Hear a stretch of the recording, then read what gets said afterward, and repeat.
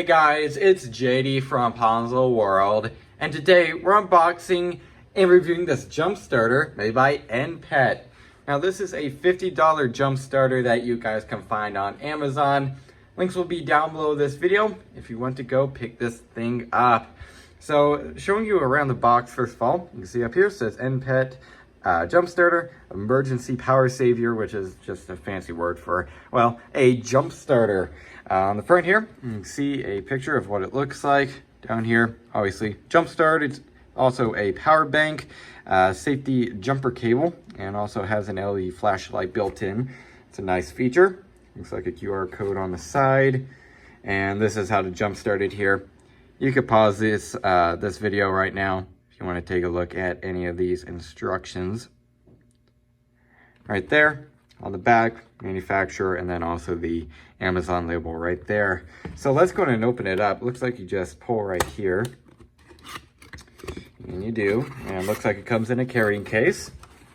I'll pull it out here. Set it off to the side. And here is the case. It says NPET on it. Go ahead and unzip it here. All right, looks like we have a user manual right here. Looks like we also have the jump starter right here. A little smaller than what I was expecting. Actually, it's a lot thinner too. Oh, wow. This thing is tiny. Huh, I'd be interested to see how this will jump start a car. Definitely a lot smaller than the other jump starters that I have reviewed. Looks like we have an off and on switch right there. And then over here, we have the jumper cables portion. Right there, and then we also have a, looks like a USB-C charging cable. That's pretty cool. I would have liked to have seen like a charging brick in here, or maybe other accessories, but this is a pretty cheap jump starter, so I'm really not all that surprised, again, considering the price. So yeah, there it is. I guess what I'll do now, let's go ahead and try it out. All right, so now let's go ahead and go over how to actually use this jump starter. Now, you could also use this thing here as a power bank if you wanted to, for example, to charge your phone, your iPad, really whatever, as long as it will go through USB right here. But first, I just want to show you guys how to use the flashlight on the back right here. First of all, what you got to do is you got to switch it on, and then you press and hold this power button right here until it turns on, just like that. You can press it again to go into like a strobing mode, as you can see right there. And then you can press it again for a constant strobe, flashing just like that. Or you could hold it again for it to completely turn off, just right there. This is your charge indicator right here. I'd assume it goes 25, 50, 75%, and then 100% drained. And then probably when it's at, like 25%, it'd be about right here.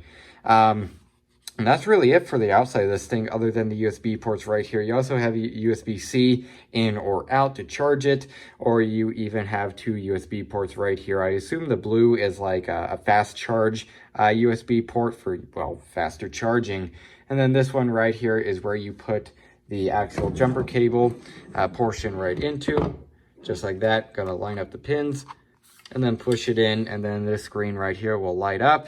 And then I believe once you put this to positive and then black to negative here, it will probably show you the battery voltage, and then you would have to turn it on and tell it to jump start your car, or maybe when it detects voltage, it immediately gives voltage to the battery. I'm not sure if you actually have to press anything on the front.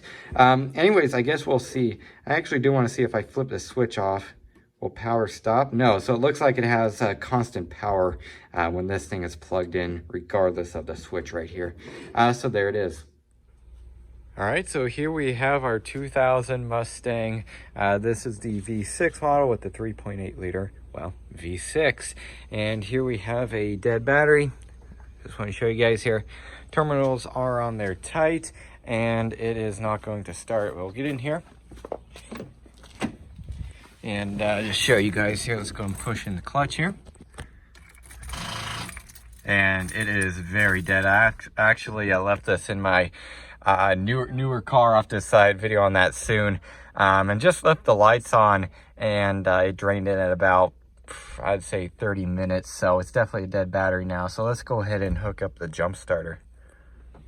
All right, so let's go ahead and hook up the jumper pack. You can see here, it is plugged in. I'm just gonna switch this on right now. Let's go ahead and hook up positive to positive right there, and then also negative to negative. Just like that, and it should detect voltage here. There we go. And it says right now it's got about 15 volts. Okay, geez, this thing's putting out quite a bit of voltage. Let's go and move a few of my tools here, and let's go and crank it over and see how fast it goes. Clutch in. Oh yeah, no problem. And it jump started it there. Did pretty good actually. Let's go and see if it'll do it again. Oh, there we go.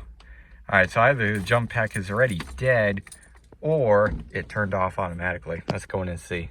All right, I disconnected it and then hooked it back up there. You can see it is right now giving a jump to the battery. Let's go and get in and see if it'll do it again here. Oh yeah, no problem at all. There we go. So it jump started it twice right there. I think what it is after it detects actually voltage going back into it, it automatically shuts off. Because that means then the engine's running. So it's just kind of like a safety feature type of thing. Anyways, there we go. All right, so there was an unboxing and review on this jump starter. Now overall, I gotta say, for the size of this thing, it's actually pretty decent. And for the price, it's also pretty decent. It cranked over the Mustang, as you saw right there, twice, and it claims to actually still have a full charge. So that's pretty good. I bet it could jumpstart that Mustang a couple more times and survive just fine. Or you could even use this thing as a power bank like I mentioned.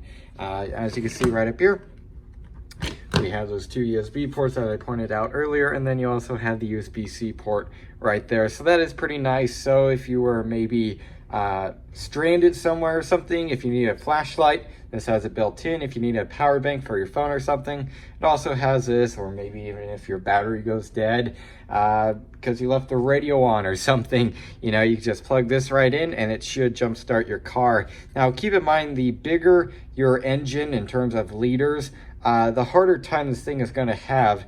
Typically, the bigger the liter, the bigger the engine, which means it's going to struggle more.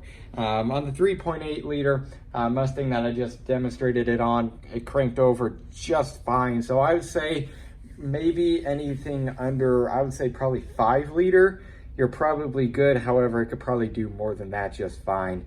And it may also struggle on diesel engines. I'm really not sure with that. I don't have a diesel engine to try this out on. But anyways, again, there it is. Overall, for the price and the size of this thing, it actually seems to be pretty good. So yeah, I guess that's really it for this video. Hope everybody enjoyed. And don't forget to like and subscribe. I'll see y'all next time. Goodbye.